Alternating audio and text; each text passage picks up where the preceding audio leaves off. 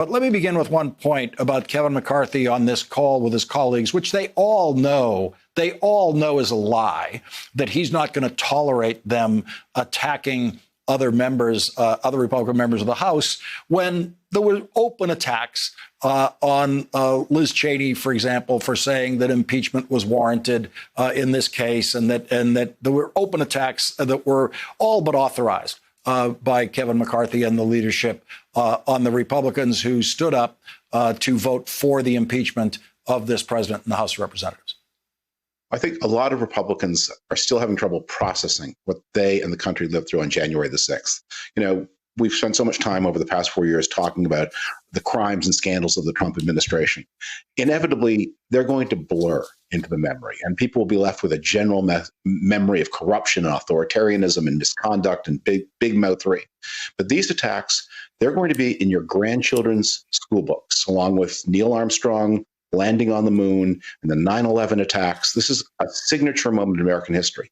And people who vote one way or another are going to be identified forever with where they were. And institutions that vote one way or the other are going to be identified forever. And at the beginning, a lot of the Republicans seemed to understand that they found some kind of reservoir of decency that hadn't been seen for a while in those first days, even Mitch McConnell. And then it failed them. And what we're having now is, I've been calling it a night of the rubber knives, where people are looking for ways to sort of separate themselves, but less and less and less. And what they don't understand, what Kevin McCarthy, who is a normal politician, doesn't understand, Trump is coming for him.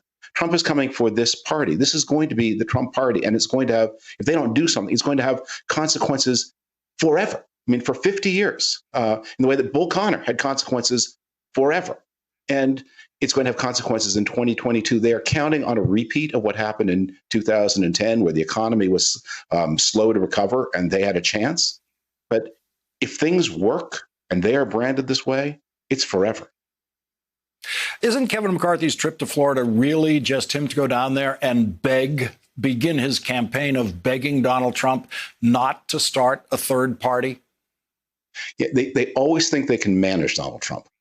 They think they can somehow manipulate him or beg or plead with him. I think it was Mike Murphy, the Republican political consultant, who said that trying to get Trump to behave is like teaching Charles Manson to do the foxtrot. I mean, maybe he can do a step or two, and then he'll put a fork in your eye because he's Charles Manson. I mean, that Trump is going to do what Trump is going to do.